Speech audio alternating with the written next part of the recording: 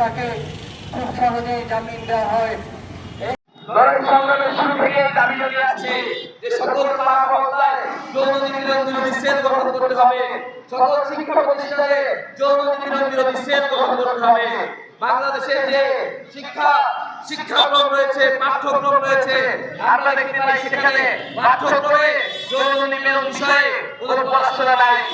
আমরা সেখানেও দাবি জানিয়েছিলাম যে বাংলাদেশের পাঠ্যক্রমে যৌন নিপীড়ন বিষয়ে পড়াশোনা, যৌন নিপীড়ন বিষয়ক পড়াশোনা যুক্ত করতে হবে, যেন শিক্ষার্থীরা স্কুল থেকে সচেতন হয়ে ওঠে।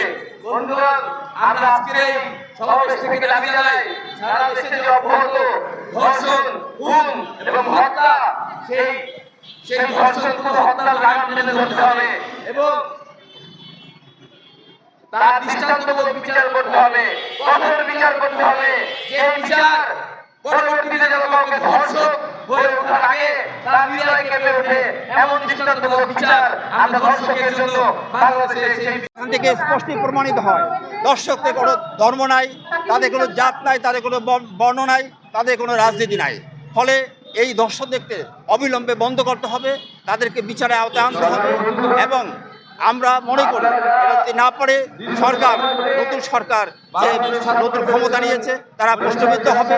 ফলে অনতিবিলম্বে এই দর্শকদের বিচারে আওতায় আনতে হবে, তাদেরকে শাস্তি প্রদান করতে হবে এবং ভবিষ্যতে যাতে এই দর্শকরা কোনো অবস্থা দর্শনের সাহস না পায় সেটাকে অবশ্যই বন্ধ করতে হবে।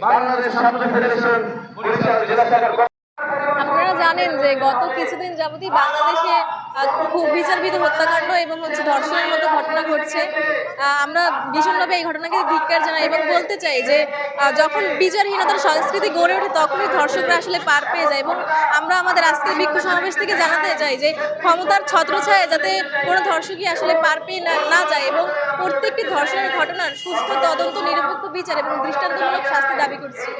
তো আমরা এখানে আপনারা দেখে থাকবেন যে গত কয়েকদিনে বাংলাদেশে প্রায় 10টিরও অধিক ধর্ষণ হয়েছে এবং ধর্ষণ পরবর্তী খুন, কিন্তু এখন পর্যন্ত আমরা স্বরাষ্ট্র মন্ত্রণালয় থেকে কোনো কার্যকর পদক্ষেপ দেখিনি। আমরা বলতে চাই যে এ যাবৎকালে ঘটা যে ধর্ষণ এর আমরা বিচার চাই এবং বিচারহীনতার যে সংস্কৃতি এটা বন্ধ হোক এবং বিচারের সংস্কৃতি চালু হোক। সারা বাংলাদেশ জুড়ে নারী নিপীড়ন, ধর্ষণ, খুন, রাহাজানি যেটা লাগাম ছাড়া হয়ে যাচ্ছে।